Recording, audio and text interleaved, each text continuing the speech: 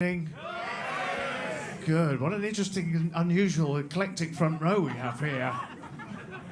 We've got fucking so many different types of face shapes and cultural people. What's your name, sir? Let's start with you. You look fun. What? What?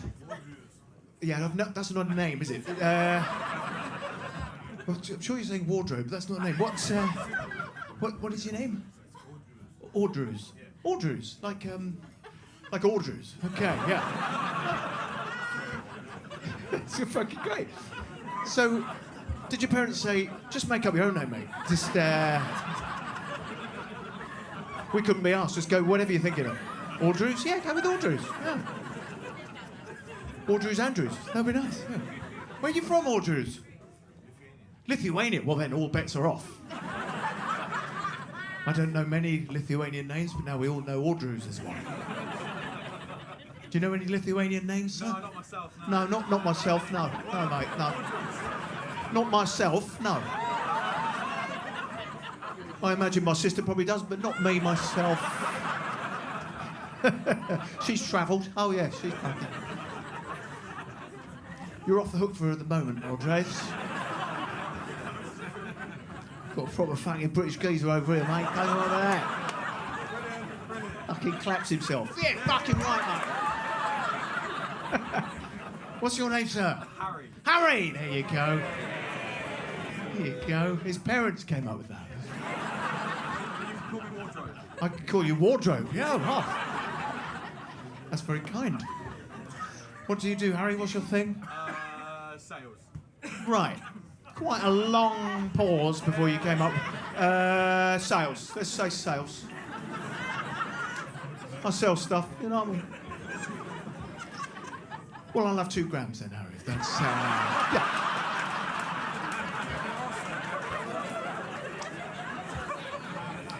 It's a late show, you know. Nice. Nice to see a proper man from another generation. That's fantastic. You're a more mature man. Me too. I'm fairly old myself.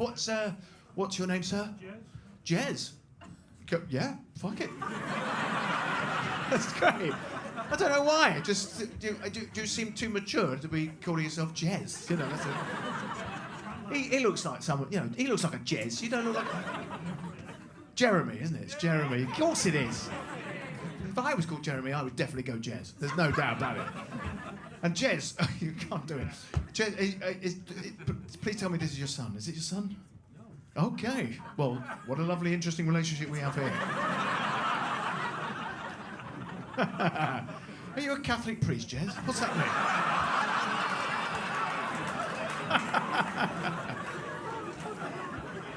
Just jump on my knee, son, and we'll talk about whatever comes up. That's great. Okay, so you're just pals, are you? Yeah. Fucking hell, what's happening to the world? Jesus. Well done, Jez. Not many people with your situation would sit in the front row, I've got to tell you. Just bring me toy boy, sit in the front row. Sorry, more rent than toy, but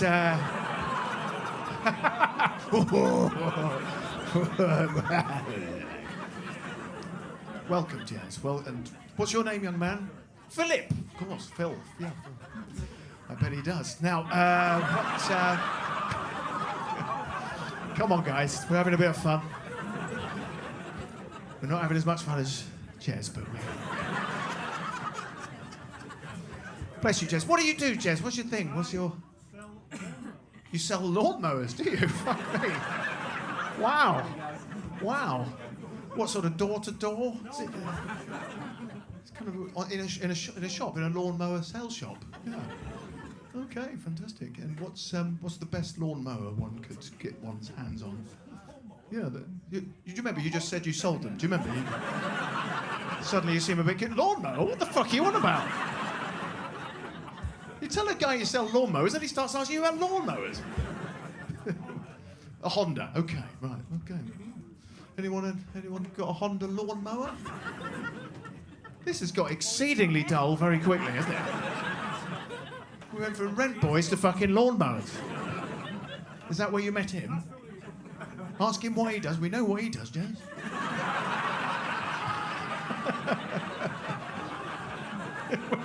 we just don't know how much it costs. Sorry. But listen, we've got all evening. We'll get to the bottom of it. What? Okay, I'm tempted now. What is it you do, young man? You're an engineer, of course. What do you engineer? Wait, I couldn't hear you because some of these fuckers are ahead of us. You all worked it out, didn't you? I bet it's lawnmowers. I reckon it's lawnmowers. They've met in the industry. What was it? I work for Rolls-Royce. You work for Rolls-Royce? Fuck me.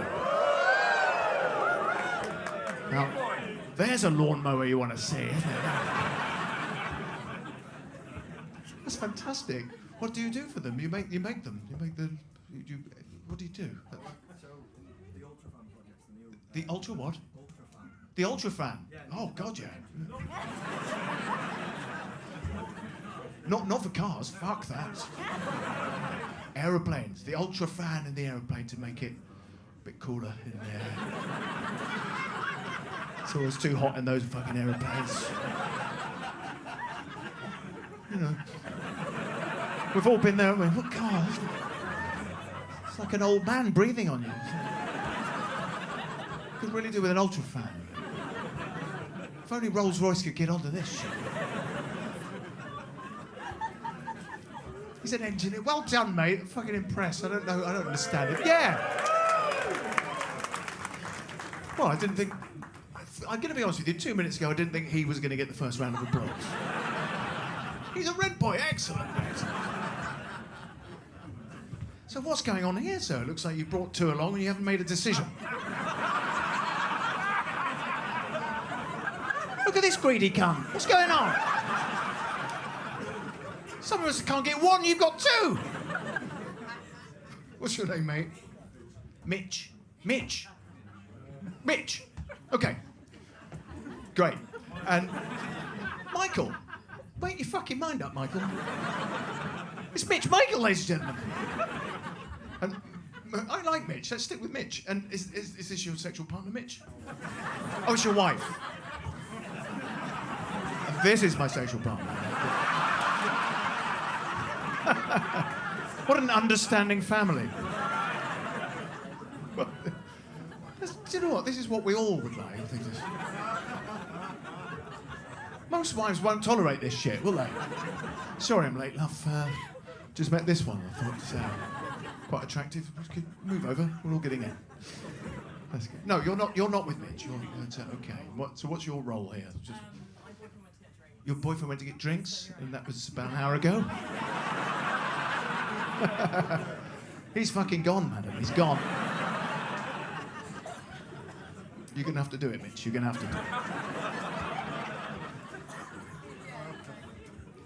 So listen, it's great to be here, isn't it? It's great to be out. It's great to be pretending it's all back to normal. That's what it's great. Just sitting there going, maybe I won't die. I'll be fine. I don't think anyone had a worse lockdown than anyone else, but I did something fucking ridiculous in lockdown. I locked myself out of my house. Have any of you done that? Some of the younger people are thinking, house? What the fuck is that? But you may inherit. But the point is,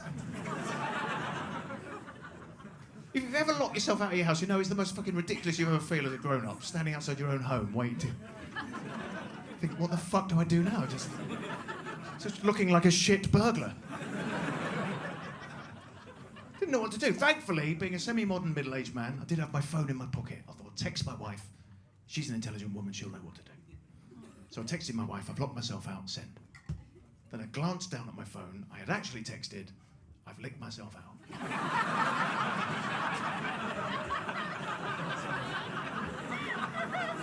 Some of you are looking at me like you think that's not funny. You're wrong, it's fucking hilarious. I was standing on my doorstep fucking roaring laughter. Just trying to imagine my wife receiving that text. Unsolicited. 3:30 on a Thursday afternoon. She's at work, my wife. She's a psychotherapist. She almost certainly would have had a client sat right in front of her. Box of tissues, tears. The phone's on silent. Of course it is. but she's propped it up out the way like that, so she can subtly glance down occasionally. Just a second, Helen.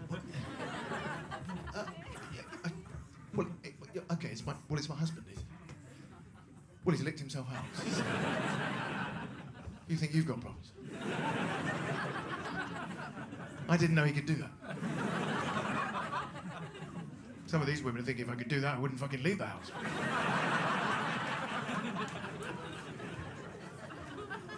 Ladies and gentlemen, you look fantastic. You look like you're ready to go. I think it's time to get the first act on. Are we ready for the first act? Then please welcome to the stage the wonderful Mr. Marlon Davis.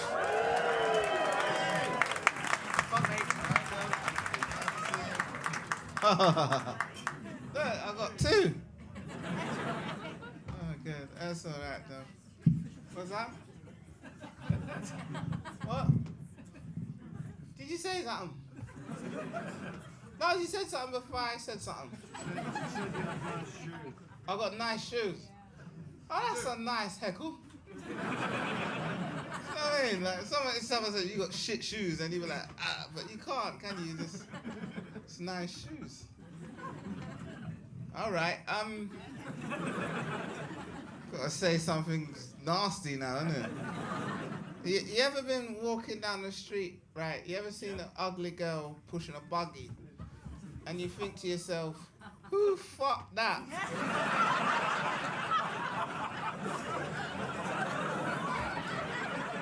It was me, because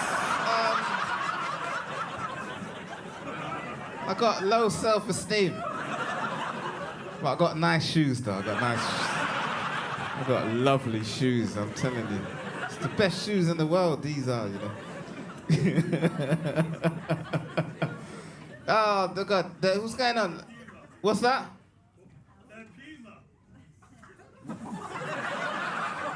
What's wrong with Puma?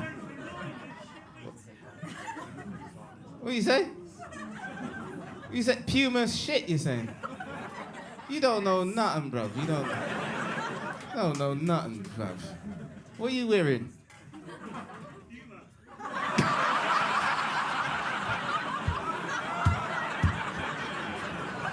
Nice shoes.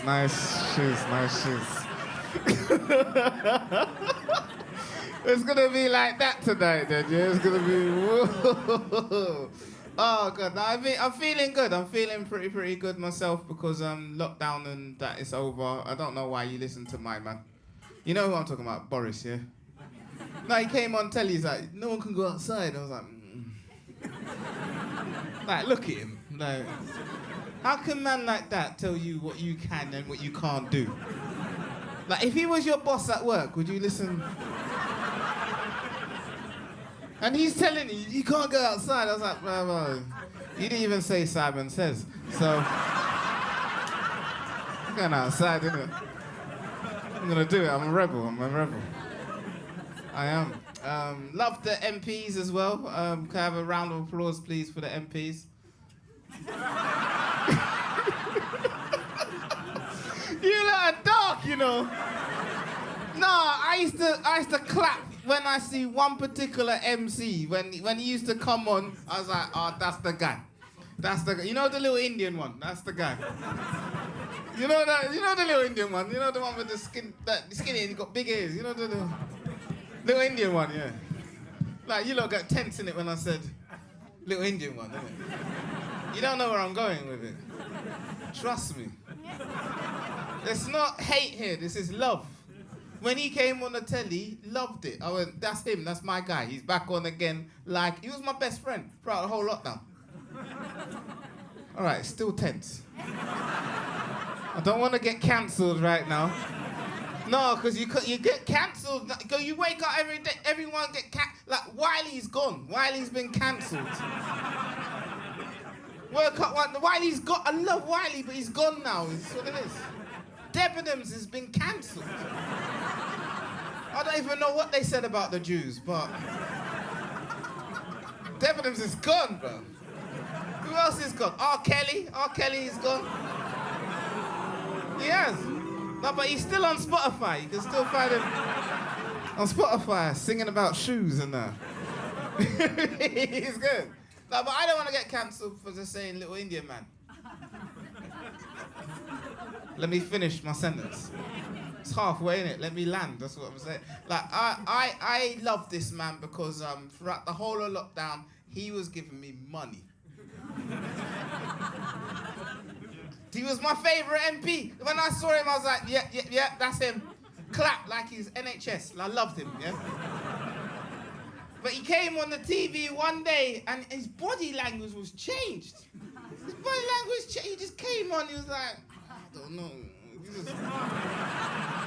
don't know. I was like, is he all right? Is everything fine with Rushi? He don't look well, I don't. And then he said something, he's like, look, I ain't got any more money, innit? Pockets are empty, bro. Like, I'm just saying, some of you look out there, gotta retrain. I went laughing, it hit me hard. Retrain! What's he talking? You know how long I've been doing this? Oh my God, I've been doing this for 16 years. 16 years, and man is telling me to retrain? I've been to Doncaster. Telling me going up to Doncaster was for no reason. Hurt me, you know. I've been up to Edinburgh, the Fringe Festival. Went up there, I lost thousands. I came back home with a little bit of dreams, and the agent said, go back up there, it'll be good for you. Went up there, I lost even more. Telling me that was for no reason. Hurt, you know, like you lot are out right now. I never got to do any of this. Do you know how many birthdays I missed? You know, like weddings, you know, and funerals. I missed it all. And that was for no reason. Nice trainers. Thank you very much. I got them from doing stand-up comedy. And the Rushi money, bruv. The Rushi money came in. Slick in it, it's nice. But he said this to me, like, boom, it's over. And I was like, oh no. And at that point, you know you need friends to pick you up, don't you? And my friend is like, boom. Don't worry about that, my junior. No, I did see the thing on the telly today with the man, yeah, and he came on. He said something, but don't worry about that, yeah? No, you're still employable, my G. No, you still are. Like, I see throughout the lockdown thing what you've been doing, yeah? Putting in that work and that, like, well, not really. You've been eating, innit? Like, your belly swell up, bruv. Like, well, God. Like, you call, is that COVID belly you got there, bruv?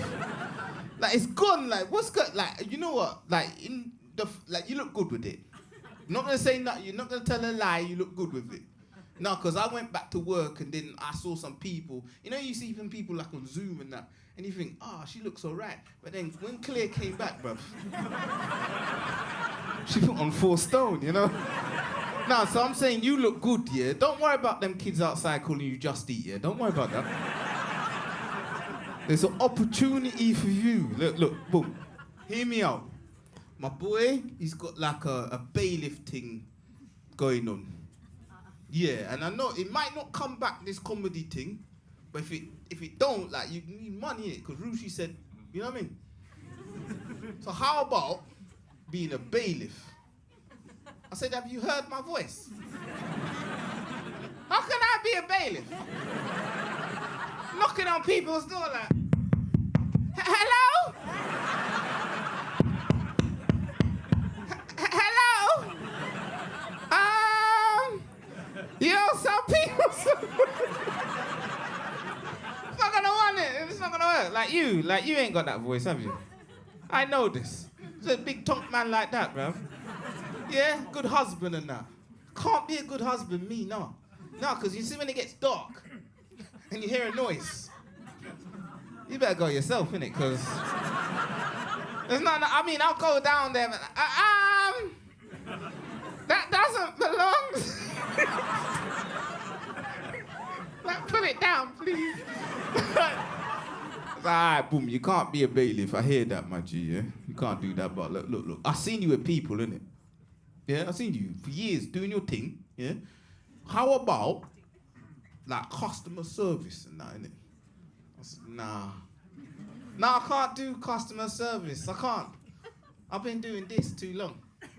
I've got narcissistic traits now. I don't care about you.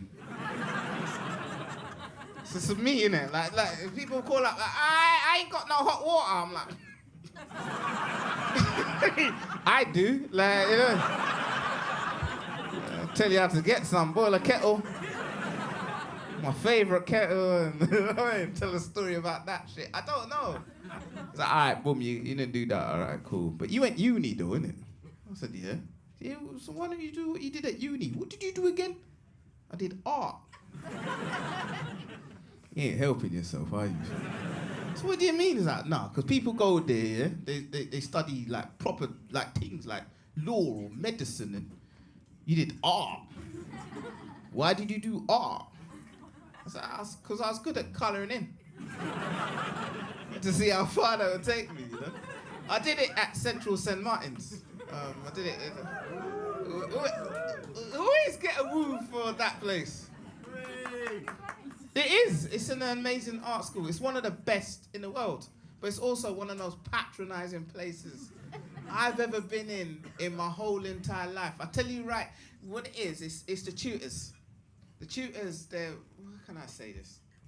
They're white, innit? And...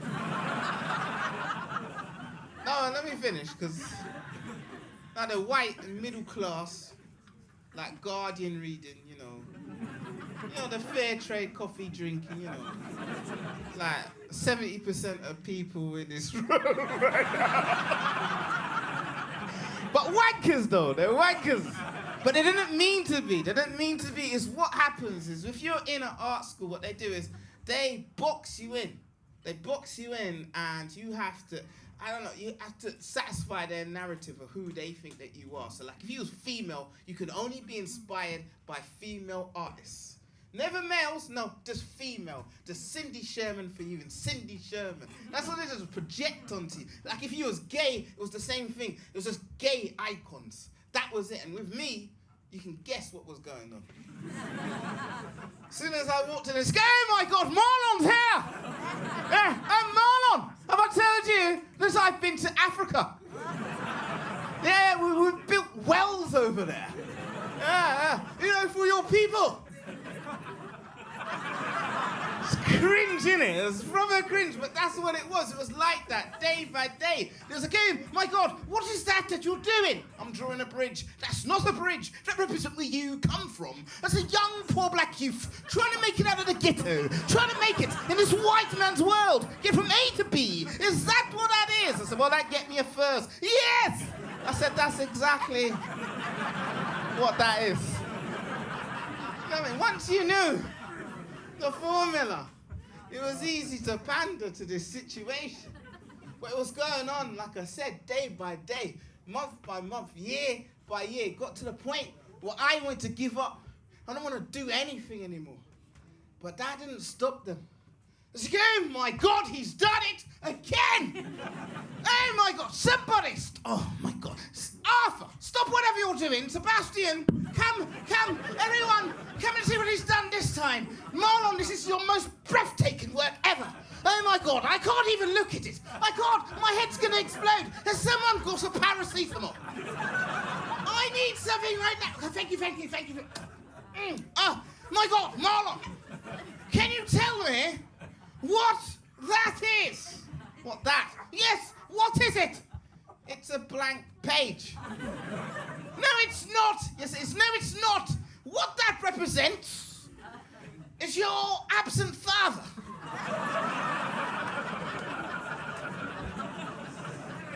Excuse me? Is that your absent father? What, the same person that pays my tuition fees? Is that your father? And I'm like, what grade, innit? Like, it's the same joke twice. Yes. I can do another one. But I don't want to patronize you like they did to me in that place. And it's like, you know, Marlon, you come in here and You inspire me, you know, with your work. And I want to know what inspires you. Marlon, tell me, do you go to galleries? I was like, no. You don't go to galleries, Marlon? Marlon doesn't go to galleries, everyone. Stop what you're doing, everyone. Marlon's not been to galleries. We're going to go to a gallery right now. The only thing he's seen is graffiti on walls and he thinks that's art. We're going to galleries, everyone. Let's go see art, go see culture, go. And I used to go out to the art gallery.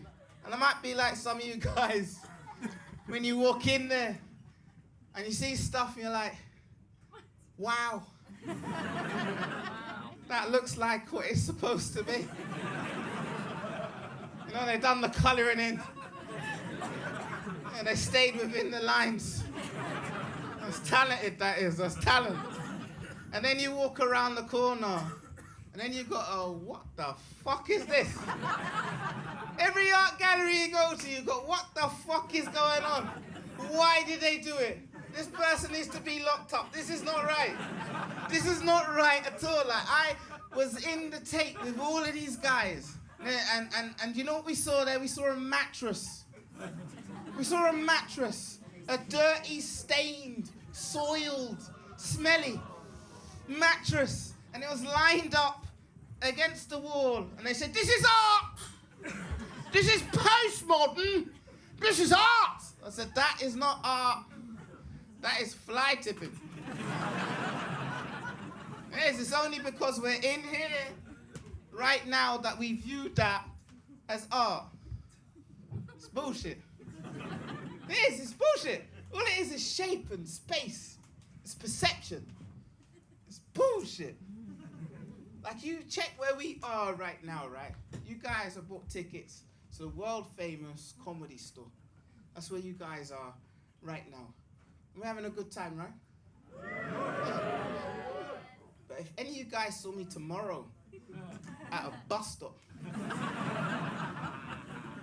with no microphone, you look at me, innit? You'll be like, that's a nutter, innit? That is a nutcase right there. That's what it is. And you might look at me and like, I might take my phone out. And then look at me and go, nah, you look like you might take it. So, you put it back, that's what it is. But I went to chat as well here tonight about something very dear to me, was, might be dear to you guys too, which was like vaccines. Can I chat about vaccines? Can I talk about vax, baby? Can I talk about you and me? Can I talk about all the good things and the bad that may be? Can I talk about vax? Who's had the double vax? Who in here has had double vax? I was going to say make some noise, but somebody's vaccine has woken up and they said, oh, they're talking about us. Who's had Pfizer? Nice, nice. And then they had another one, which was like the Sports Direct version. They rolled out to everyone. It was the AstraZeneca. Who's had the Astra? Nice, nice. Like that, like that. There's single jabbers in here as well, which is nice. Okay. Was that the vaccine talking over there? I got offered it straight away. Straight away. Like, you know, remember when they brought everyone's nan on the telly? They did, didn't they? They sat her down. I was like, you're going to be the first person in the world that's going to take the vaccine, right? And they sat her down. They were like, I don't know. And then everyone just looked at her, innit, like, is she still blinking? Like, they offered it to me then. And I said, why? And they were like, well, you know, you're vulnerable. So I'm not even old. I know, but you're vulnerable. I said, what makes me vulnerable? Like, what? Because I live by myself? Yeah. But you're vulnerable. So what makes me vulnerable, my guy? What is it? Well, you know.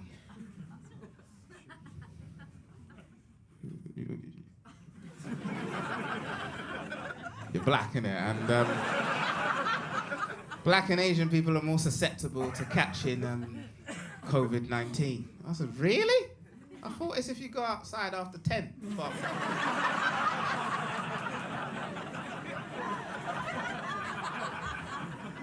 I'm vulnerable, am I? Yeah, you really are vulnerable. I said, I don't get that. No, I don't. Physically? I'm not vulnerable. I said, if me and you go down a dark alleyway, which one of us is the most vulnerable? I don't know, that's what it is. I mean, obviously, of course, there's more. We run out of time. And if you guys want to hear any more, I'm going to be at the bus stop if anyone. But it's a pleasure, man. Comedy Store, and enjoy the rest of your evening. Cheers, good night. Marlon Davis, ladies and gentlemen. Fantastic. Good start to our evening. So I'll tell you a little bit more about me. My father was a carpenter, my mother a virgin, weird combo. I was brought up a Catholic, but now I'm an adult. It's a weird faith. Didn't enjoy it much as a kid. It's not much fun for the kids, Catholicism. They do load a lot of guilt onto you as a Catholic kid. Essentially, they told me that Jesus was crucified because I was wanking. And I've got to tell you, that put a bit of spice into it for me. I thought, if a man has already been crucified for this, I better fucking put some welly into it. Nearly broke my fucking elbow, but we live in very different wanking times now, don't we? A lot of these younger people, hardcore porn on tap for their entire lives. I'm from that generation, we didn't really have porn. We didn't have porn back in the day, did we, Jez? Jez had to fucking draw it. It was tough back then. I'll tell you what, though, when I was 14 and horny, I did discover that my mother had a selection of erotic novels in the bookcase. Yeah, erotic novels. And they did the trick. Essentially, I've been making to you lovely people that I used to masturbate to my mother's erotic books. It's true, but it really upset my mum. Because she said she didn't like people reading over her shoulder, so...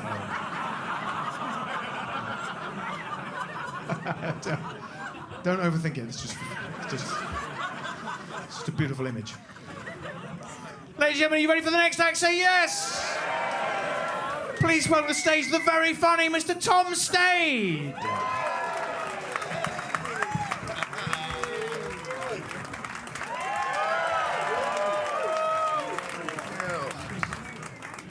Wow, this is fantastic being back here at the Comedy Store.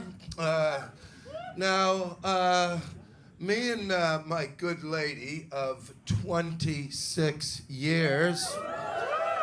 Thank you, I've been pounding that pussy a long time.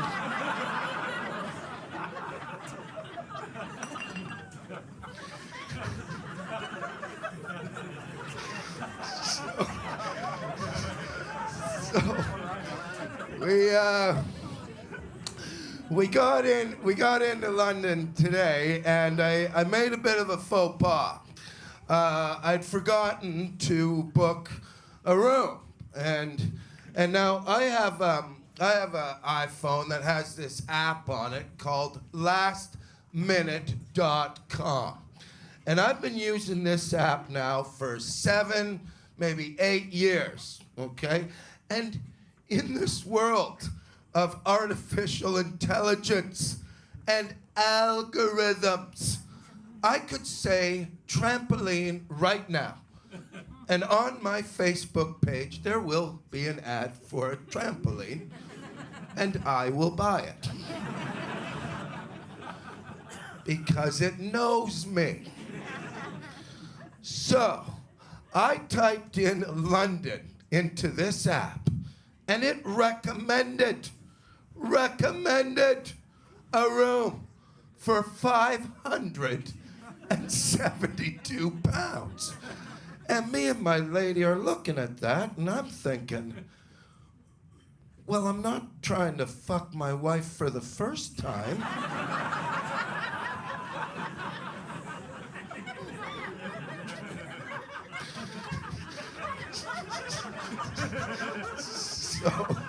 So me and my good lady, we did what any sane couple would do.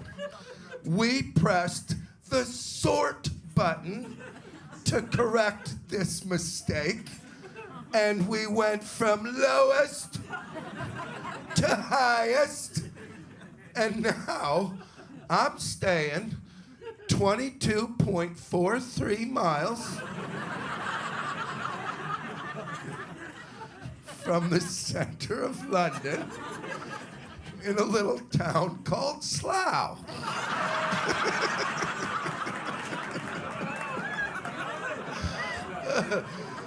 For £32.50. So we got to the guy's house.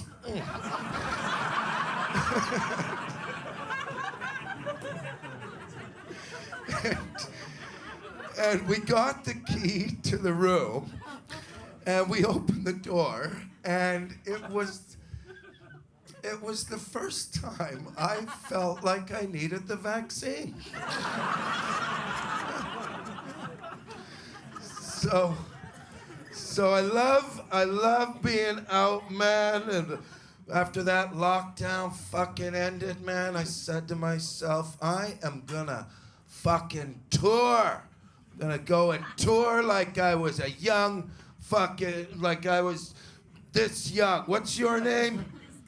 How old are you, Elliot? 30. I was gonna tour like I was fucking Elliot's age. But I'm this guy's fucking age. And there is a big difference between 30 and 52. And I realized it. Like, I realized it when what's your name, man? James. Nice to meet you, James. The pills are kicking in good. Now, James, you look to be about my age. How old are you? 48. Close enough. What the fuck happened, James? I thought he was like 50. Nice to meet you, James. And I love you. Okay. So we left Birmingham. And I typed in London into my TomTom.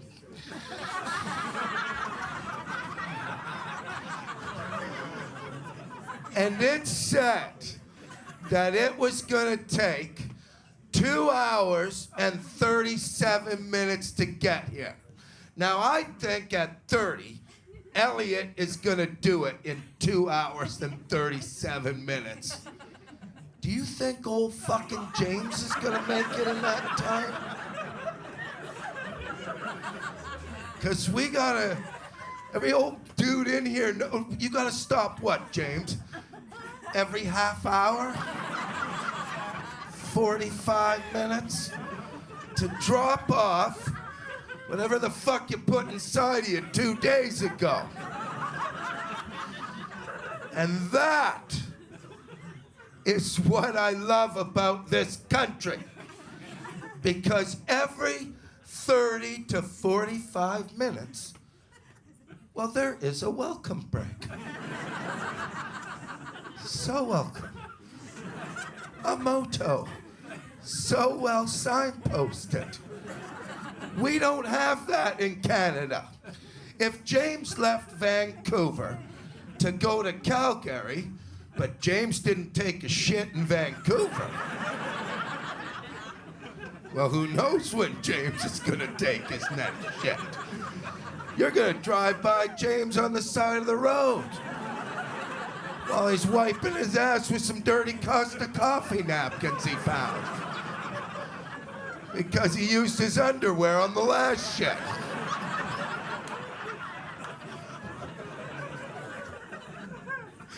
But here, so well signposted. Town, services, 20 miles. Now me and my asshole can start the negotiations. to see if we're gonna fucking make it or not. I'll tell you this, the relief you get when you see that big massive sign as you pull off the motorway with all the major food groups, you know, McDonald's, Kentucky Fried Chicken, W.H. Smith, in case you want a ham sandwich and a packet of crisps and a bottle of water for £6.57. Meal deal my ass. That's W.H. Dick deep inside you there. Just fucking eat the sandwich, it turns me on. Buy another one. Oh, it hurt.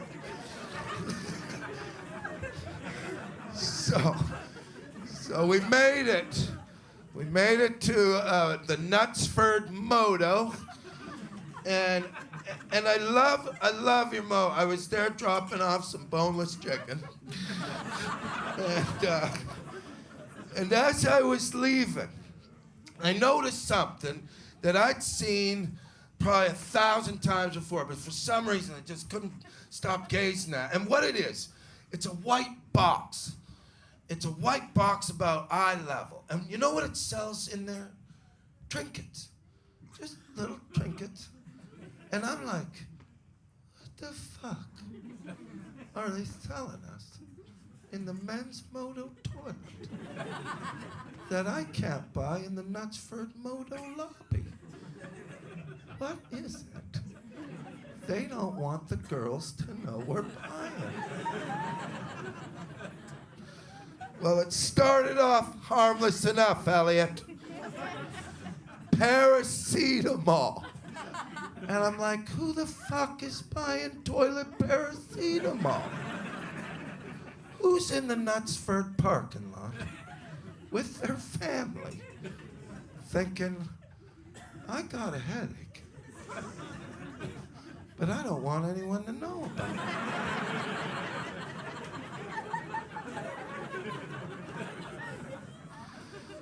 But after that, that's when shit got good. Under that, for £3, if you have that kind of disposable income, well, you too could own 2 Durex Feather Light lubricated condoms. And you want the Feather Light ones, don't you, James? Yeah. Last thing you want is your good lady showing you her beautiful set of tatas, but you can't keep it up because your protection's too heavy.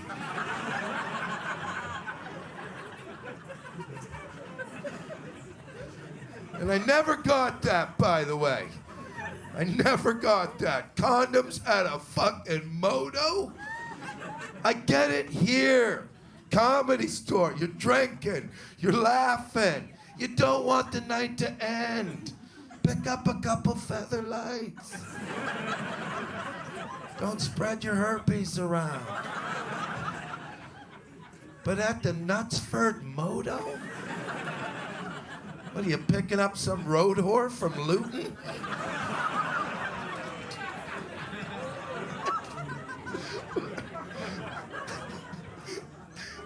And then right under that, probably the weirdest fucking... a marshmallow that brushes your teeth.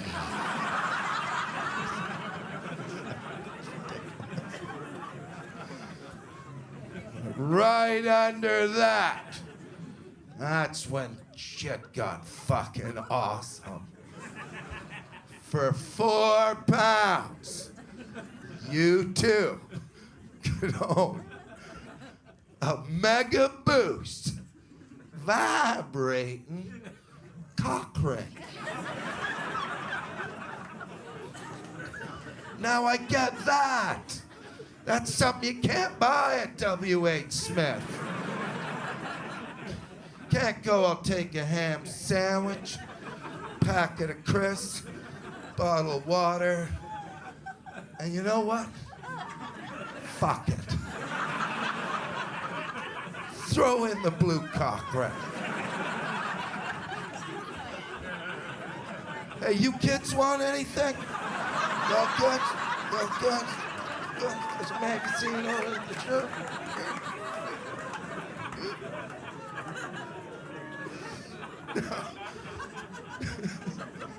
Now, I'm looking at that cock ring, man. And I'm thinking, who the fuck is buying some dropping off boneless chicken and thinks I could use a vibrating cock ring right now? I'll tell you who. This fucking guy. You ever ask for change for a cock ring in the men's toilet? Fucking weird. Like, hey, you got change for a $5? I want to buy a cock ring. Now, we got some lovely couples in here tonight. I'm assuming you're with this lovely lady here. And what's your name? Hi, Matt. And what's the most beautiful woman in the room's name? Hi, Alicia. How long you been going out with Matt for? About how long? 16 years, Matt. You've been give him a round of applause. Been pounding that pussy a long time. Alicia, I'm just feeling the mood of the room here. And I gotta know. Has Matt ever chucked on a vibrating cock ring and threw it in that golden hole of yours and sent you on the Bifrost to Valhalla? No. Do it, Matt! Do it! Go and pick up a cock ring. Show Alice what a dick with Parkinson's feels like. Fabulous. Just don't get her pregnant, Matt. That kid's coming out with a stutter.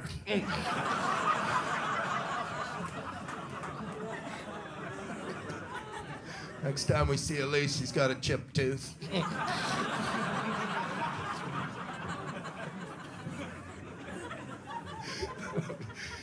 Now look, if you don't own a cock ring, if you don't own a vibrating cock ring, go out and get one. You'll thank me later. Because look, not only are they awesome for sex, but they're also fucking comfortable. I chuck one on while I'm driving now. It's like one of those airport massage chairs for my dick. You know, put the old Honda in cruise control. 70, just slip her into the slow lane. Press that little undercarriage. Feeling great. Everybody else in the car starts looking for their phone.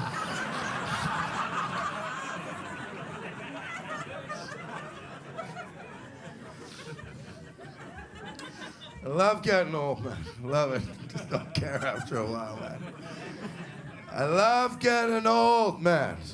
Fuck, I've seen some shit. You know, I got a couple kids. You look like a kid. What's your name? Philip? Is that right? How old are you, Philip? 23. I got one of these cunts. I own one of those. And listen, I loved, Philip, listen, I'm not here to, I love your generation, Philip. I fucking love you guys. I think you're making the world a better place. You're fucking questioning everything. It's fucking awesome. But what I will say is your cunts are a little bit soft. A little bit soft. Now, my son, who is your age, Philip, fucking, these kids, they never remember the good shit you did for them. They only remember the bad shit. They call you up on it all the time. My son, during lockdown, he goes, Dad, you were a good dad, but you weren't really there all the time. And I was like, oh, fucking boo-hoo. Fucking soft. My daddy wasn't there. Son, you have to understand. I had a tough choice to make. I had to choose between the love of my children or being a comedy rock super god?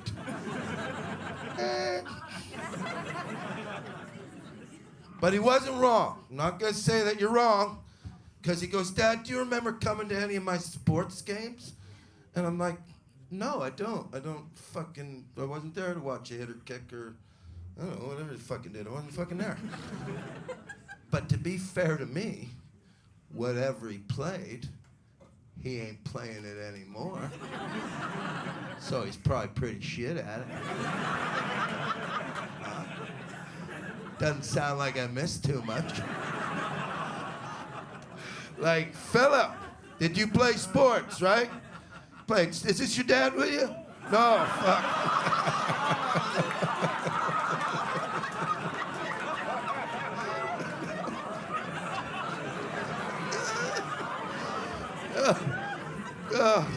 You played sports, didn't you, Philip?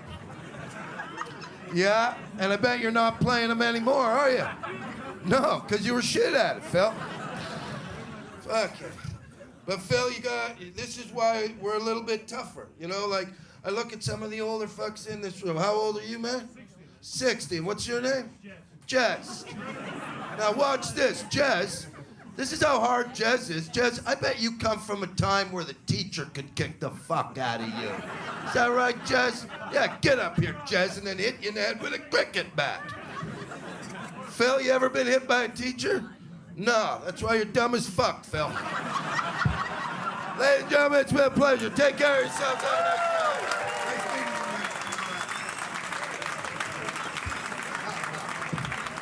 you. It's Tom Stade, ladies and gentlemen. Tom Stade.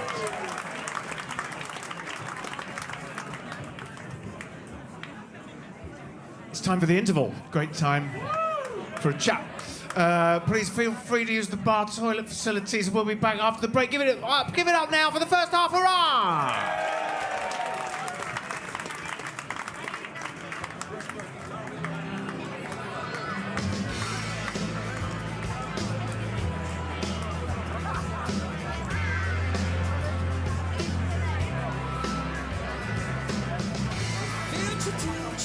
Ladies and gentlemen, please empty plates and glasses back to the bar with you. During the interval, the box office is open, selling tickets to all our future shows with all the Comedy Store merchandise. Our bar is now selling all draft beers and 4-pint jugs, and it's cheaper to buy it by the jugs. And don't forget the Comedy Store diner over in the corner selling hot food right now.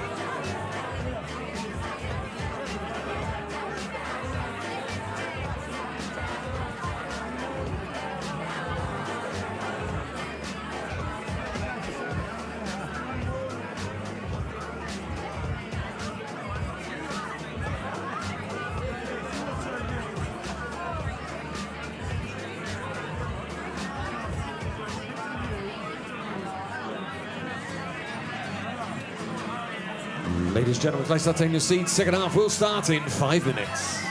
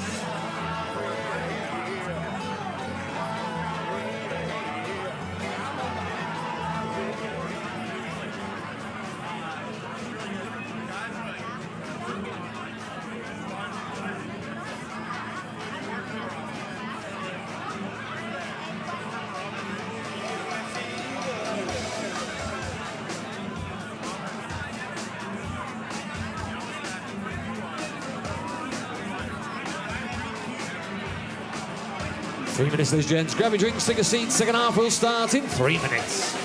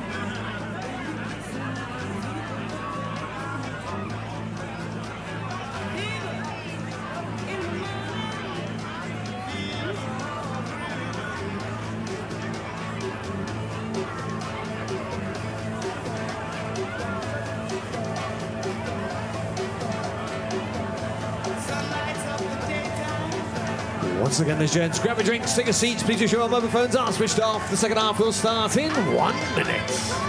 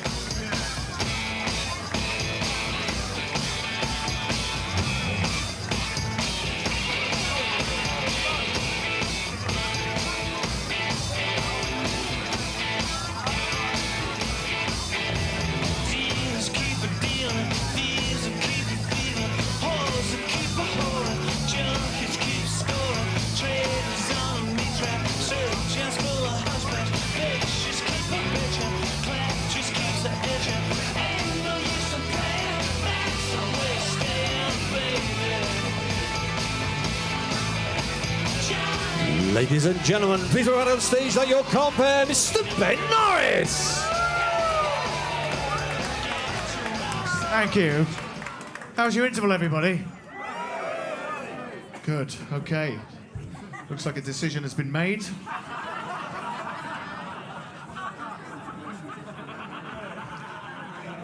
It's a simpler life, but it's probably a good decision. Oh, good decision. Hello, all right. Hello, all right.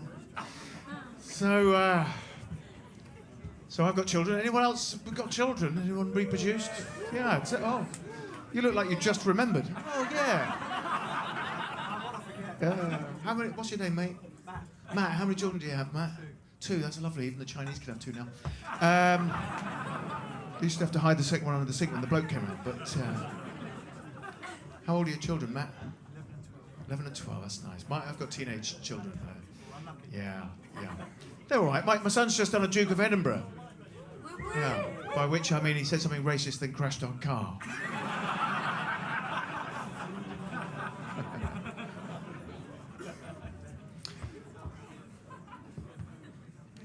Yeah, we've got triplets. My wife and I.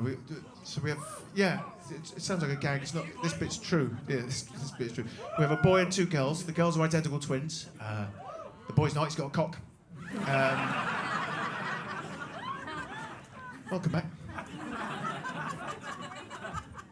People are fascinated in triplets. I mean, we're not so much these days, but other people, they used to cross the road to come and have a look at them. They come up and go, "Oh my God, are they triplets?" I'd be like, "No, they're all for sale. Just choose one you like and fuck off, will you? We're the most tired people in the world. We only popped out to get some more nappies and booze. And something for us. And people feel they can ask you anything when you're a triplet parent because you're already a freak as far as they're concerned. People would come on and go, "Oh my God, listen, I hope you don't mind me asking," which is generally a prelude to an insult. "Hope you don't mind me asking, were they natural? Were they natural? This is my fucking family. Were they natural?" I took to say natural. God, no, we were devil worshipping. I did her up the wrong end, and they all came. Not very natural, I'm afraid.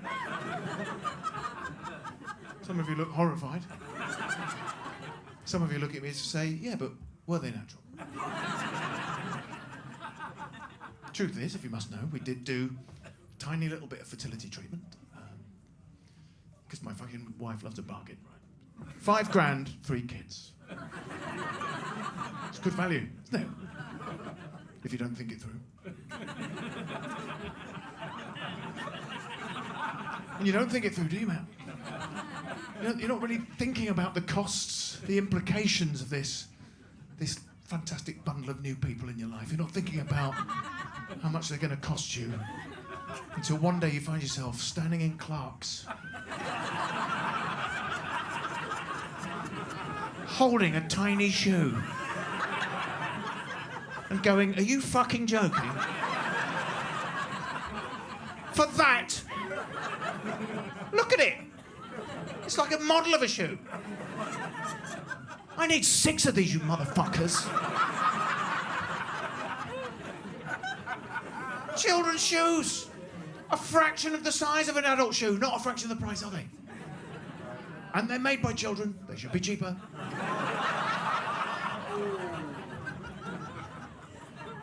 Consequently, the triplets can't always go out and play at the same time. I'm like, "Come on, you lot, it's a beautiful day, out you go." Not you, Dylan, look at the road. You get the little red sandals tomorrow, you know.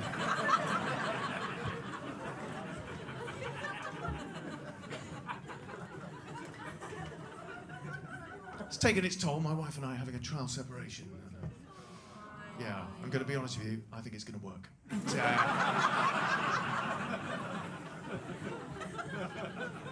She's a good person, she's a great colleague, and she's more than that. She is my best friend still. Yeah, and you don't fuck your best friend, do you? No.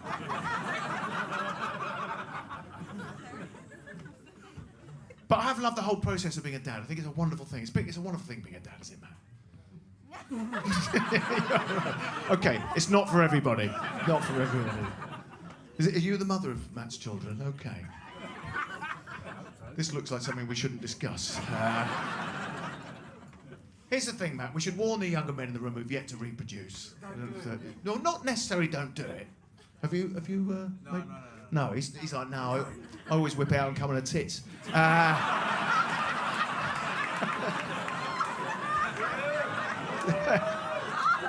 It's a very effective form of contraception, but no. Matt can't remember the last time he did that, but the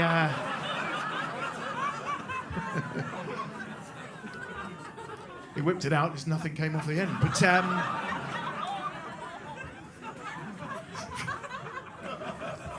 no, it's wonderful being a dad. It's lovely. It's so lovely. Like, here's the thing, younger men in the room who haven't reproduced. It's when your children first call you daddy, that's a beautiful moment. It's a beautiful moment. But when the mother of your children begins to refer to you exclusively as daddy, that's a bit of a mindfuck.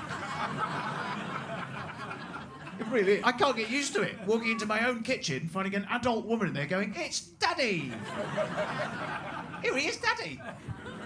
Ooh.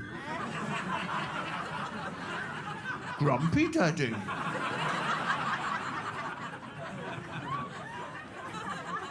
Would daddy like a cup of tea?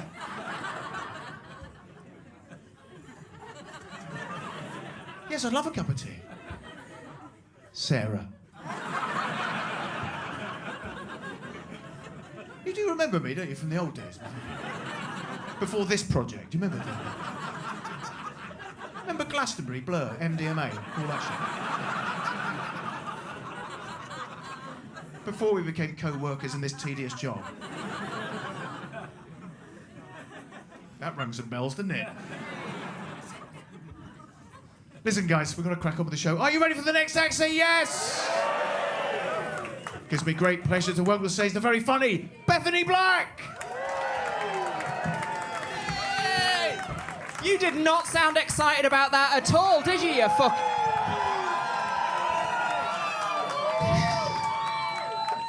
Bunch of cunts. Oh, yeah? How are you doing? It's nice to be here. That's clearly a fucking lie, isn't it? It's one of those lies comedians tell. We come on and go, "It's nice to be here." We rarely mean it. And the other one we say quite a lot is we go, "You're a lovely audience," and we never mean that either. No, the more we say that, the more we feel like we're about to fucking die. That's it. We go, "Oh, you're a lovely audience." Fuck, I hate you. And I only tell you this right at the beginning because I respect you all too much to lie. Yeah, because you seem like a lovely audience, and it's a pleasure to be here. Do you know what? After the last couple of years, it's just nice to be out the fucking house for a bit. I say that as someone who, like, I've been seeing a therapist because I'm fucking insane, so it's good value for money.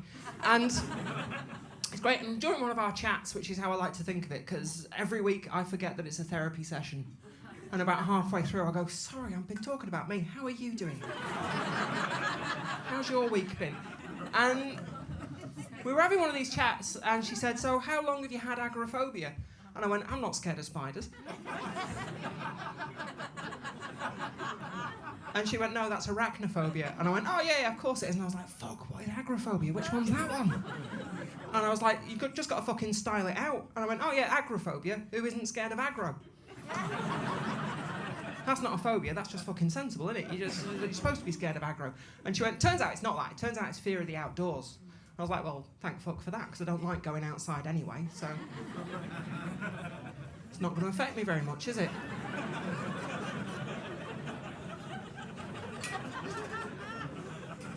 It's like, of all the things you could have told me I've got wrong with me, that one's playing to my strengths. This is fucking brilliant. I'm going to be the most mentally healthy person you've ever seen pretty soon. I'm going to fucking win at therapy. Anyway, it's backfired since then, because now I'm scared of spiders as well. And do you know the worst thing about that as well is that I can't even take them outside anymore.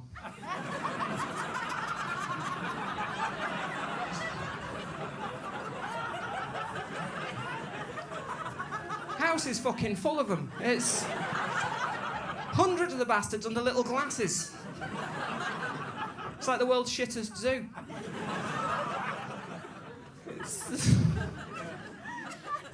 It's been quite nice though at home. It's just been me and my girlfriend, obviously.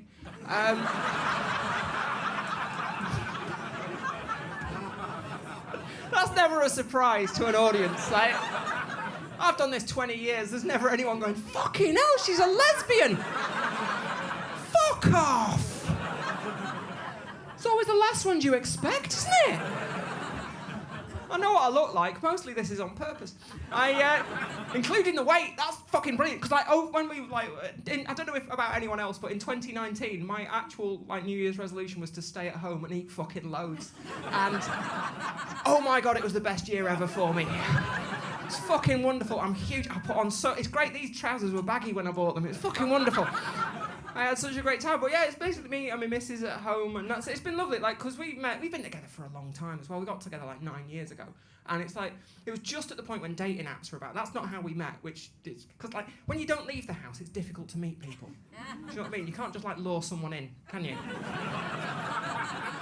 I mean, fuck it, I got a kitten. That was about as far as I was prepared to go. Because I don't know if you know this, but you get a cat that attracts lesbians like you wouldn't fucking believe. Honestly, get yourself a kitten, the next morning there'll be about 30 of us on your front lawn going, there's definitely a cat round here somewhere. It's like a literal pussy magnet. But yeah. Are you alright, lads? What's going on over there? Oh, fucking hell, that food looks great. You look like... No, thank you for the offer. That's fucking fantastic. Oh my god, you're either absolutely fucking hammered or really fucking stoned, and I can't tell which. Bit of both. Fucking well done. You have made the... Well done, because you've made the right choice. This is the thing, because a lot of you will have come out tonight and you've gone, oh, it's a big night, we best make sure it's not shit. Right? And some of you will have done what he's done and got fucking stoned beforehand, nicely baked, because that is the drug, to just sit here and listen to us. And some of you will have made a terrible fucking mistake. Have gone, it's going to be shit, we best make sure it's not shit. Let's get some cocaine. We're going to have to go and sit in a dark room and listen to someone else talk. Cocaine. It's a fucking terrible idea, because maybe at some point you're going, oh, it'll be fine, I'll just be dead subtle, I can nip off to the toilets, be dead subtle, no one will notice, and maybe you are subtle when you disappear off to the toilets. When you wander back through the auditorium full of cocaine, you were a lot less subtle. Clutching a rolled up 20 like it's a baton in a fucking relay.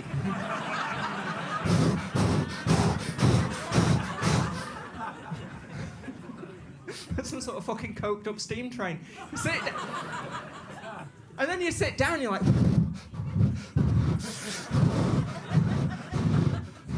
fuck. I don't think that was worked. I think that was fucking cut to fuck. I mean, I don't think that's really worked. I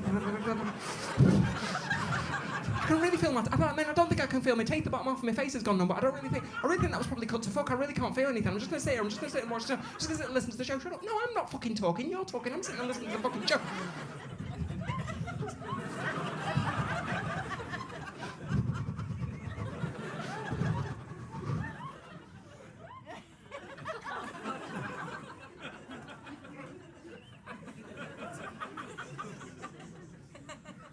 Fuck, I've had an idea for a business plan.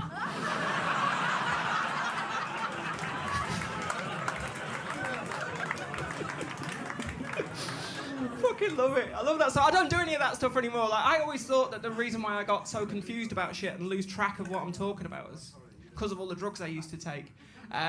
Turns out it's not because I spent most of my 20s after work. I'd do this and go home, and then spent the rest of the night in my own kitchen taking ecstasy and dancing to my Extractor fan. Occasionally setting the smoke alarm off so a beat would drop.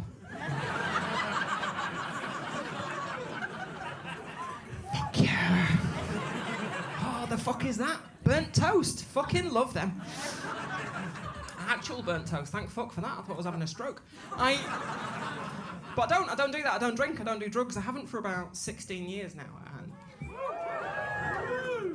One or two of you Americans in, that's lovely. One person really fucking booing me, which I love as a response. That's like, you've taken what is the natural British response to finding out someone hasn't had a drink in 16 years and gone, fuck it, I'm turning the volume up on that one. Boo! You should be grateful I'm not drinking. If I was, there'd be no fucking booze left for you. I once drank so much Goldschlager on a night out, I was shitting Ferrero Rocher for a week. Like, fucking terrifying state of affairs. No. You know, like when you've had too much beetroot, like that, but gold. Fucking terrifying. Yeah. Because if you're still pissed from the night before, for a moment you're like, fuck, I'm going to be rich. And then you're very disappointed and feeling very sick. Anyway, what the fuck was I Oh yeah, it was about the doing drugs, wasn't it? It was...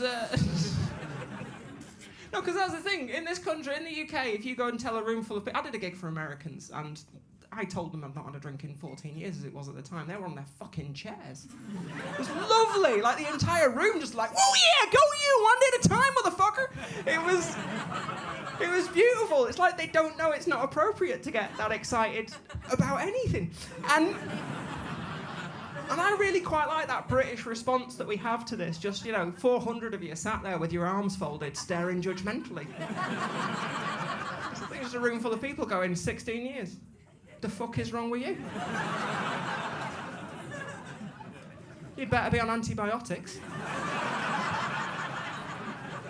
Because that is legitimately the only reason we're ever allowed to give for not drinking, especially at my age. Like, no, I can't, I'm on antibiotics.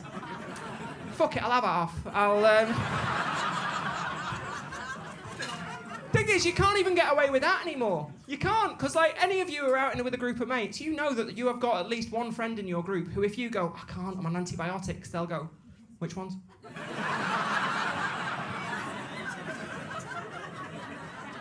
Because there are ones that won't work, and there are ones that will get you fucked up.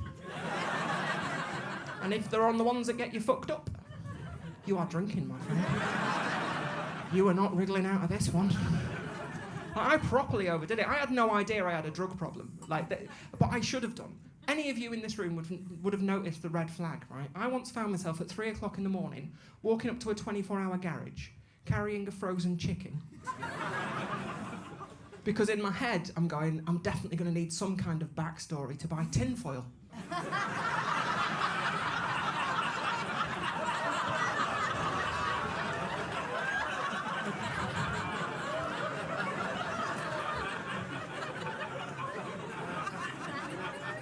That is a big red flag, right? If you ever find yourself at 3 a.m. staggering up to that bulletproof glass, going...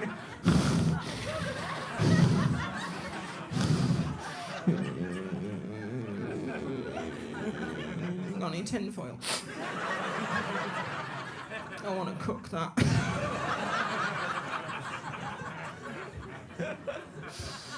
The guy behind the counter going, I don't think it's a chicken you're cooking, you fucking smackhead.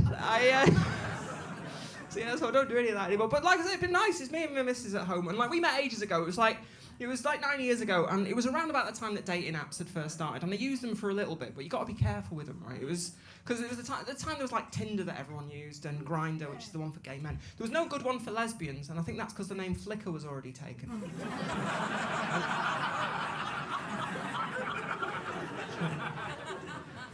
They did come up with one. They did have one at the time. It was like, they didn't even go for like an even better name like, oh, Finger? No, they didn't fucking go there. Oh, Scissor? No, not even made up shit, right? Genuinely, the name that they went with was Brenda. Fucking Brenda.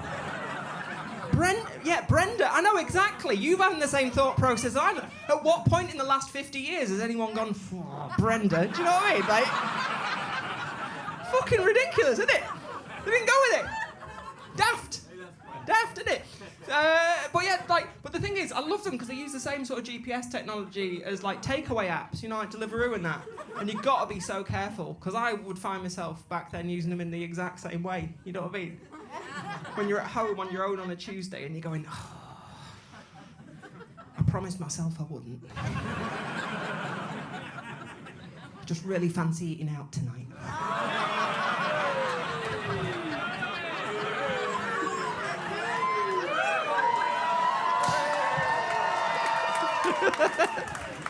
I wonder if there's anything good local. Can be here within 45 minutes. oh, this is good because you're a filthy audience, right? This is going to be fun. In which case, right, so the way I met my partner, I was looking for a flatmate, and my mate said, I've got the perfect person for you. I said, what's she like? She said, she's Swedish, yeah, and she's a nurse, right? And I was like, well, fuck off. She can move in immediately. No deposit. I'll pay her first year's rent, right? And she did, and we've been together for 9 years. Yeah, I know. Yeah. All right, yeah. In what I assume is a relationship. And it is. But the thing is, right, when you talk to people, when they like ask what, you know, oh, where's she from? What does she do? And you go, oh, she's Swedish and she's a nurse. They're like, oh my God, I bet that's like living in a porno, isn't it? And it's like, oh, for fuck's sake, because it is. It really is. I know, right? Every bit as good as I thought it would be, genuinely. Yeah, honestly. I thought there might be a language barrier. Turns out I have seen enough porn to get by. And the thing is, I'm not even supposed to be here right now. I should be back at home fixing the washing machine.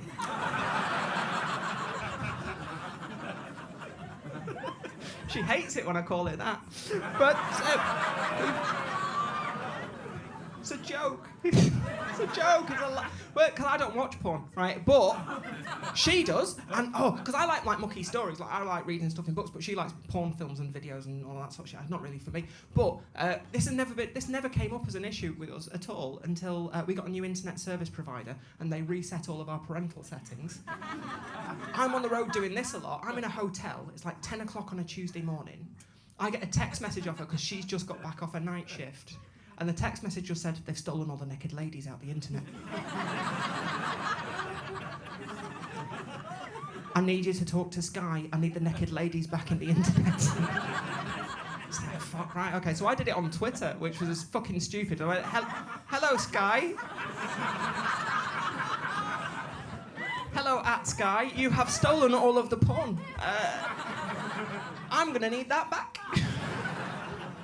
I thought that looks dodgy, so I put asking for a friend. And hit send, and then thought, I probably should have sent that as a private message. And suddenly I've got like 10,000 Twitter followers going, 10 a.m. on a Tuesday, eh?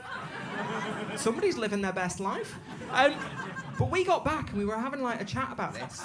We were having a chat about it. She's like, how did you not notice? And I said, well, I don't really watch that. She's like, really? Yeah. She said, oh, because I was thinking of maybe suggesting that we should, watch some together. Well, yeah, all right then, right? Because we all know that that's what you're supposed to say, right? Everyone tells you, like, no one even like has to tell you that. You kind of know on a deep level, like unconsciously. If your partner says, "Should we watch porn?" You're supposed to go, "Oh yes, please." Yeah, that'll make our. I'm not really into it, but that'll make our relationship fucking perfect, right? I'm here right now to tell you, if your partner does do that, tell them to fuck off. For one very simple reason, which is that you cannot watch what you would watch on your own. Yeah, you have to tone it down an awfully long way because there is a very real risk that one of you will go, what the fuck is that? And what the fuck is wrong with you? This is not the cream pie I expected. She's gonna get conjunctivitis.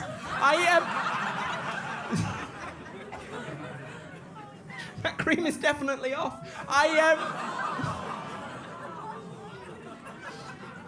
Oh, you were up for the filthy stuff earlier, and now I know it's too fucking. This is the whole thing, because like in order to do it, she was like, well, what should we watch? And like, there was a whole bunch of stuff in there that was just like terrifying terms. I was like, the fuck, because I'd heard of fisting, right? And yeah, the first time somebody mentioned that, I was like, well, fuck off, because that sounds like you take a run up, doesn't it? Do you know what I mean? Or like at the very least, shift your weight and drop your shoulder, fuck off! Like, that's a punch in the fanny, right? Or arsehole, I don't know which way like, I'm not judging anyone, is what I'm saying, right? But that sounded fucking terrifying, and I found out it's not like that at all. It's a lot more like trying to get the last Pringle out of a tube.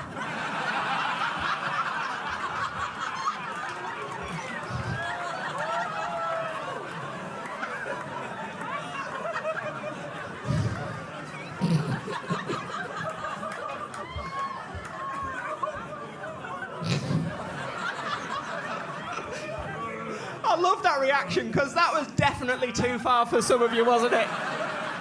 And I felt that was the way it was going. I was like, fuck it, once you pop. And... oh, God, I'm going to have to go in a minute, but I'm going to tell you this before I do. Before I go, and this is how I knew that she was the one for me. And when I say the one, I don't mean like one person in the whole world who's perfect for you, because I don't believe in that. I think that's bullshit. I much prefer, like, statistically, I always call her 1 in a million. Do you know what I mean? Oh, you're 1 in a million. Because I like that statistically. You know, insofar as there are probably 77 other people in the UK that I'd be just as happy with. You know? Do you know what I mean? But where the fuck am I going to find them? That's really shitty odds, 1 in a million, isn't it? Like, that's like 1/14 of winning the lottery. Fuck that shit. No. I'm going to stick, thank you very much. And, but very few relationships survive you laughing into your partner's vagina. That's just a thing that I've learned over the last 40 odd years, right? And ours did. And there's no delicate way to put this. Because obviously, I'm trying to think. There's no good euphemism for like going down on a like muff diving doesn't even come fucking close, does it? That's like not descriptive. It's a lot more like. Have you ever seen a Jack Russell trying to get a tennis ball out from under a couch?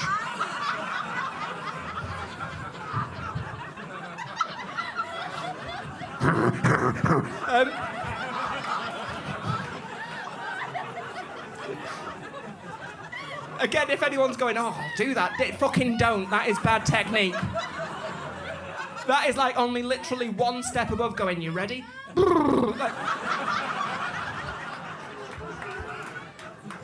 If you've learned nothing else, never motorboat a vagina.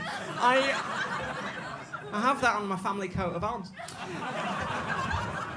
In Latin. Nil motorboatum vagina. Anyway, right, so...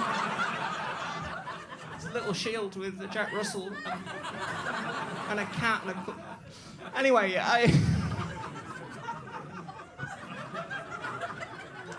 what the fuck am I talking about? Can you believe I got paid for this shit? So anyway, right, I was going down on it, is what was happening. And normally, that's quite a solemn occasion. You know, it's festive, but you still have to sort of like keep your head in the game. You need to remember what it is that you're doing. Oh, okay, I'm down. I'm busy. I'm concentrating. I know. I'm reading the signs. I'm getting fit. It's a lot like, you know, playing a musical instrument, like mouth organ, I suppose. Maybe not. And this was the thing that made me laugh, right? Because I looked up and saw that one of our cats had come and sat on the edge of the bed. Yeah, because cats don't give a shit about your personal space, do they? Like, you get yourself a kitten, and first it's like, oh, it's dead cute, and then you're putting your hand underneath it, like a tablecloth or whatever the fuck, and it's diving out, and you go, oh, it's dead cute, it's attacking my hand, oh. And you think that that's dead cute, and then 3 hours later you go to bed and realise that what you've actually done is gone and trained an anti-wank cat. Fucking right on top of you, right? Anyway, so... it wasn't any of this. The thing that made me laugh, I love my cat, she's lovely. Turns out she's allergic to fucking everything. And I have to feed her like fresh salmon, and that is how much I love her. I get her fresh salmon every fucking day. She's wonderful. She's like my... I'm never having kids, that's the closest I'm getting. I'm gonna treat that cat incredibly well. And there she is looking at me in this moment, and she just had that look of disappointment on her face. And all I could think was that face looked like she was going, for fuck's sake. That must be clean by now.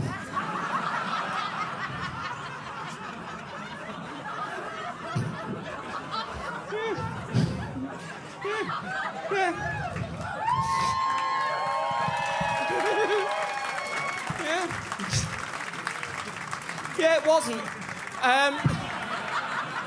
Wasn't. Listen, you have been absolutely fantastic. I've been Bethany Black. I'll see you again. Take care. Bethany Black, ladies and gentlemen. Fabulous. So another thing to say to my slightly older male friends at the front here is that you must make sure you have your MOT regularly. You've got to have your MOT for the older man. All the design faults in the older man are in that direction, aren't they? You might as well back into the doctors like that. Hello, doctor. Could you have another look up there, please? Oh, that's weird. You've got your trousers down as well. That's weird. And you're filming this? Oh, it's for students.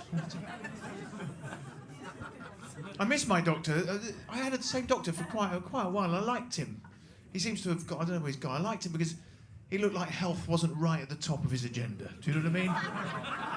He was old school. He was one of those doctors with a huge fucking gut like that. White beard, yellow moustache, bright red nose. You know, he'd be like, it says on your notes here, you're worried about your drinking. Why? There's nothing wrong with drinking. I've had a drink this morning and I feel tickety-boo. Oh, you're over there. What are you drinking? Red wine. Good for you. It's bloody good for you. How much, though? Half a bottle a day. Half a bottle, you fucking lightweight. I think it's a great gig, GP. That's what you want. If you're going to be a doctor, be a GP. Once you get your GP practice, piece of piss, isn't it? Because you go and see your doctor, don't you? You show them something you're worried about, and they have a look at it, which is the least they can do. They're like that, aren't they? God, that is weird, yeah. God, yeah, I can see why you're worried about that. That's weird. Right, listen, I'm going to be honest with you. I don't know what that is. But don't worry, what I'm going to do is send you to somebody who might know what that is. Goodbye. 2 weeks to get the appointment, hour and a half in the waiting room, 9 seconds later, you're back on the fucking street. The doctor's just spinning around in the chair. Sally, in about 9 minutes, can you send the next loser in? Ladies and gentlemen, here we are. It's time for our very final act in the show of the late show of wonderfulness. Are you up for the very last act? You're in for an excellent treat. He's an old friend of mine and a very funny comic. It's the wonderful Mr. Kerry Marks.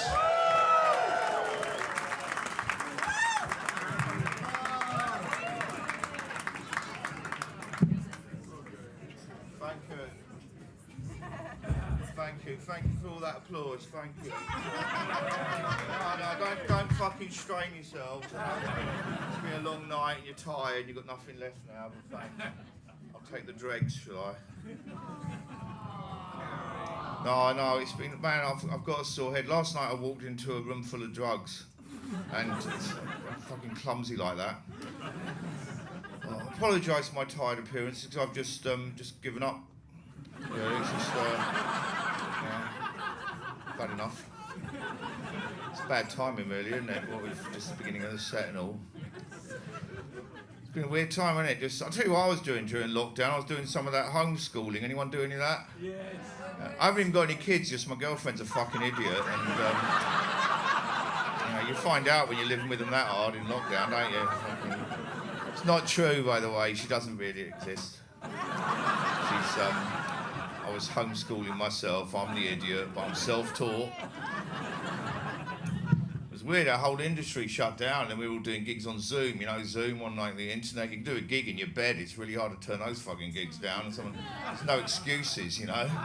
Someone rings you up. Will you do this gig? How much did it pay? 30 quid. Oh, that's not worth staying in bed for. Well, I guess I fucking better do that gig then, really. And you do the gig and you go, it's a pleasure to be here tonight. And you go, what a dick, I'm at home. That was stupid. I did one of them, and the compere out of force of habit, he said, the show's about to start, please turn off your mobile phones and electronic devices. You just cancelled the gig, mate. That is the gig. Never thought I'd see a day where a government tells me I'm allowed to hug. That was fucked up. They announced it on the BBC one day. The government says we're now allowed to hug. That was the day I stopped hugging. It feels weird to hug someone because the government told you to. A friend of mine took me to one side and told me I don't hug men properly. It's true. I found out at this point in my life, I've not been hugging men right the whole of my life. And I'm like, what am I doing wrong? And he said, Kerry, when you hug another man, you're not supposed to rest your head on their shoulder. I think I was trying to catch up on all the love I missed out on as a child. No, I did. When I grew up, my mum never said I love you. Like, never. And I asked her recently, was that because you couldn't say it? Or was that because people didn't say it as much in the past? And she said, I don't love you.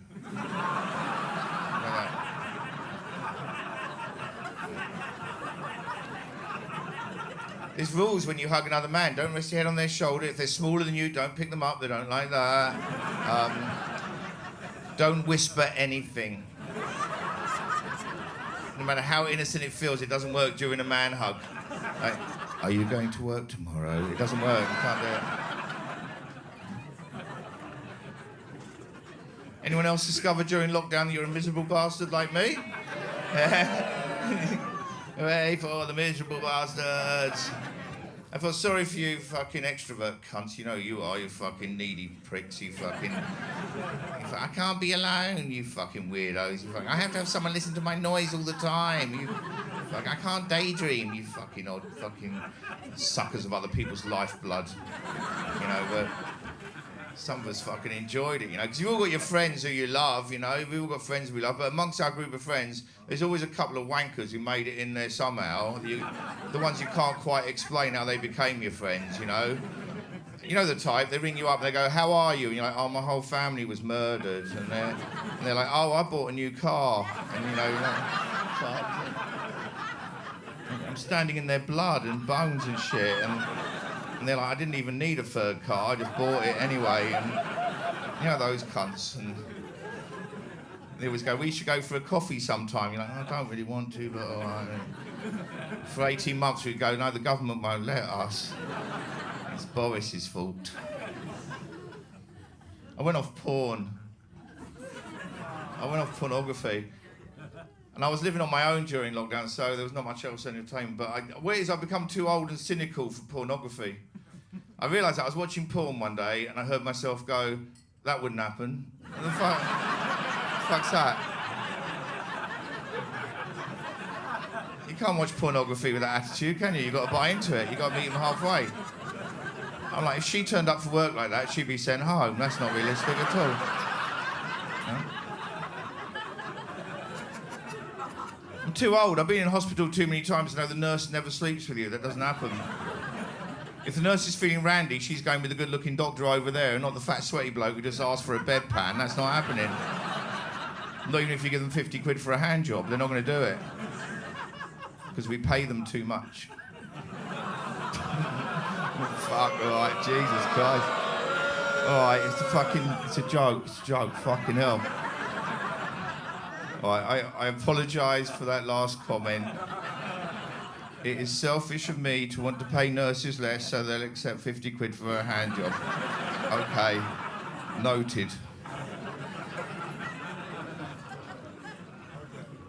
My name's Carey, which is unusual. I like having an unusual name. I didn't like going to school with the name Carey, because it rhymes with fucking everything. Hairy, fairy, scary, canary, Mary, quite contrary, library, fucking February. When you're little, that hurts. Every day leaving school, and there were kids by the gate going, Carey, you live in the dairy. And I'd be like, I do not live in the dairy, actually. I think you'll find.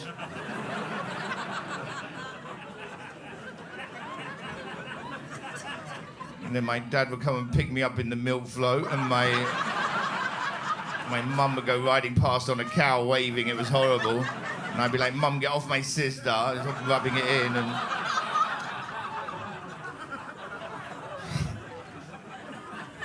yeah. So we're all out and we're all travelling again now. I realised I didn't miss travelling. I hate all the announcements that go on forever on all transport nowadays. There's this, tell me if you've heard this one. This is on all the underground trains and all the trains up and down the country. They've had a meeting and they've gone, this announcement is so fucking good. Like, we have to say it everywhere, all the time. And it goes, if you see a suspicious package or an abandoned case, remember the 3 S's. Have you heard this? What is it? What is it? Fuck, we all fucking hate this shit, don't we? On a train the other day, the announcer got it wrong and she said, sort it rather than sorted. She hadn't been listening at the meeting. Like, you just told us to defuse a bomb. Fuck do these words even mean? Like, you're on a train, you see a suspicious package, you think, oh no, that might be a bomb. What am I supposed to do? The first thing I've got to do is see it. But I've already seen it. This is time wasting now. What's the next thing I've got to do? Say it. I think that's a bomb. Sorted. What you got to do is tell the train manager, but he's not down that end of the train over here, is he? So it's now your job to walk back past the bomb. There's some bloke in front of the bomb going, I think that's a bomb. And it's sorted.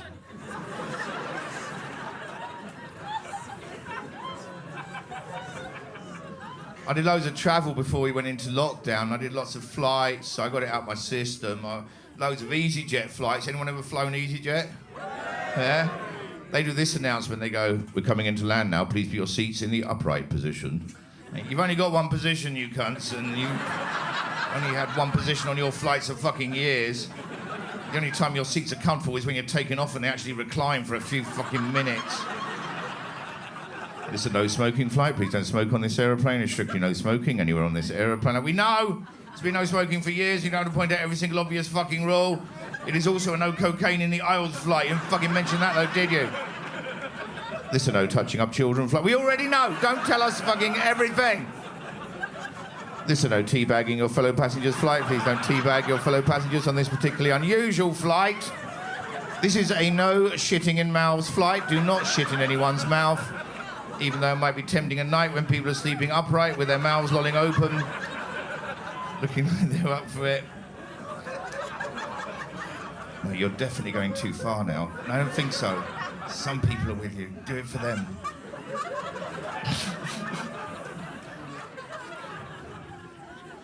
I travelled a lot before lockdown. I went to Amsterdam. Amsterdam is where they discovered that putting a picture of a fly in a urinal encourages drunk men to aim better. It turned out there was a flaw in this science. So I was at a urinal when it was a real fly. I ended up chasing it all around the toilet and into the restaurant. The bloke was like, waiter, waiter, there's a fly in my soup. Now there's a man pissing in it as well. I went to Spain. This happened in Spain.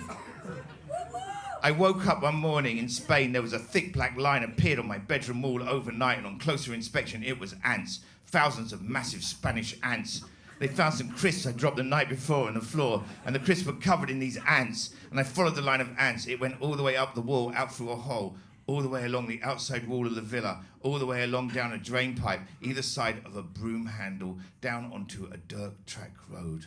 And I followed the line of ants along the dirt track road until I reached their nest. And I was looking at these creatures thinking, you are incredible. I'm going to kill you. And then I thought, no, that's cruel. Psychological damage. So I went and fetched a massive pile of crisps, same flavour as the ones on the floor of my room, and I put the whole big pile of crisps down by their nest, and I had the pleasure of watching these ants returning home.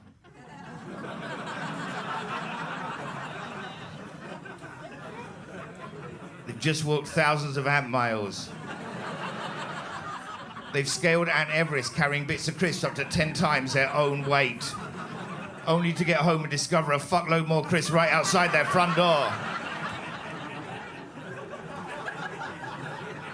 I don't know if you've ever seen a pissed off ant, but it is worth it. There's lots of angry legs. I bought a sombrero. I bought one of those big, jokey, massive sombreros. I didn't think about how hard it'd be to get it home from Spain. You can get it on the aeroplane, but you can't get it in the overhead locker, so you have to wear it for the whole journey. And that means everyone around you has to wear it as well. And I got home and I couldn't believe it. In my front garden was an even bigger sombrero. A load of fucking Spanish ants laughing their heads off.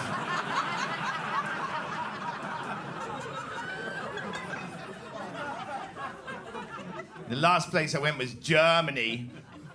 This is what I realised when I was in Germany. I realised the only expression in German I can still remember from learning in school is this. Sprechen Sie Deutsch?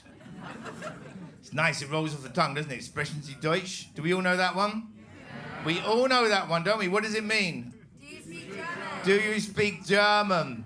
What the fuck did they teach me that for? Why do I know that one? When am I going to go up to a German? In Germany. I've got Sprechen Sie Deutsch? Ja. Good luck to you, fella. You special away, mate. Fucking knock yourself out. This happened. Like, this is a true story. Everything I've said so far is true, but this is like really, really true. Okay, so, like, this happened. This is my last flight coming back into the country. We were taking off, and the pilot made an announcement. There was some fuzzy noise, the sound of a microphone is being left on, and we heard some violence. And someone got hit, and we heard a male voice going, ow, ow, ow. And we're like, shit is kicking off in the cockpit. And then we heard a female voice went, tie him up. We're like, fuck. We're being hijacked. And I was surrounded by British people, so obviously we did nothing. We just sat there going, this is not acceptable behaviour. And we were not satisfied at all with this airline, and we will complain, definitely complain. We were going up in the air listening to this, tie another knot, make it tighter. And I swear to God, we heard the female voice went, now lick my pussy, right? And my friends, that is when I relaxed. Because I don't know what's going on here, but I know it's not your normal hijacking situation. Either that or the media has been keeping something from us, and hijackings are a lot more fun than they've been telling us. I think we're going to land, and the police will be like, let the hostages go. And I'll be like, I don't want to go.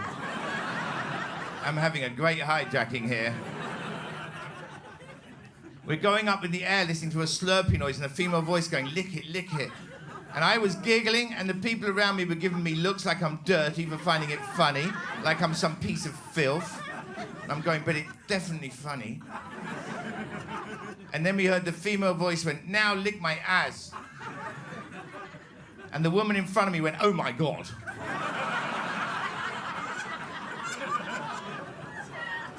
And I was laughing because I can't figure out what's going on here. Like, we've been hijacked by maniacs, like nymphomaniacs have hijacked the plane.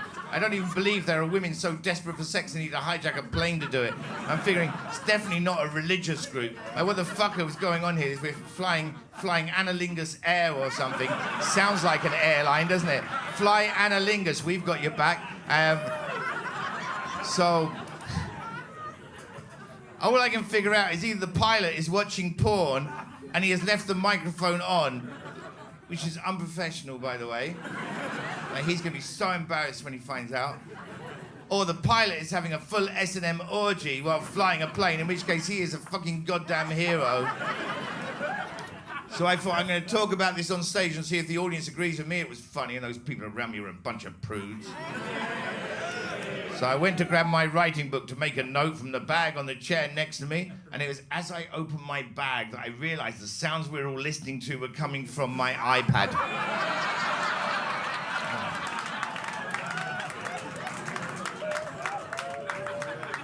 I don't remember downloading this thing, but apparently I did.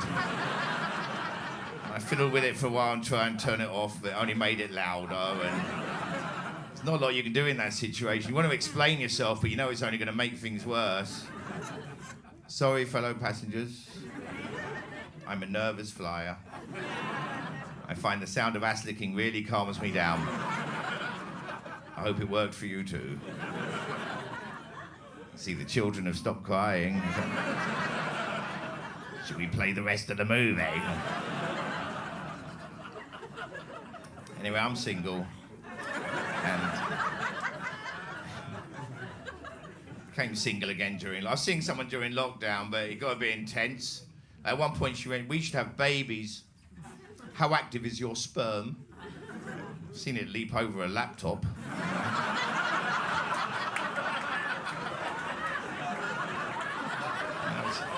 It's another awkward plane journey, that one, to be honest. She was filthy, man. She once tied me up to a bed and she shoved ants up my bum. Not the Spanish ones, fortunately. We got problems, but live ants up my bum. And I remember thinking, this is a bit weird. And that's before she brought in the fucking aardvark. All right, that was just for people who know what an aardvark is.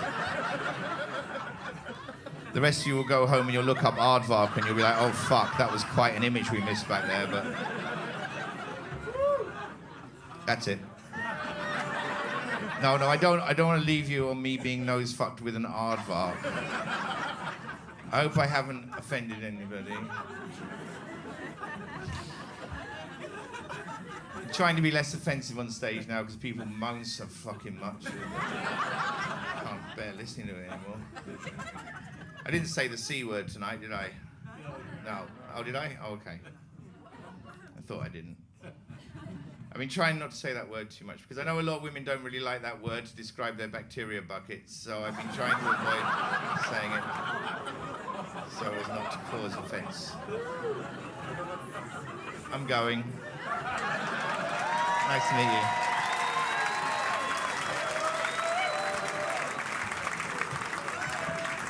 It's Kerry Marks, ladies and gentlemen.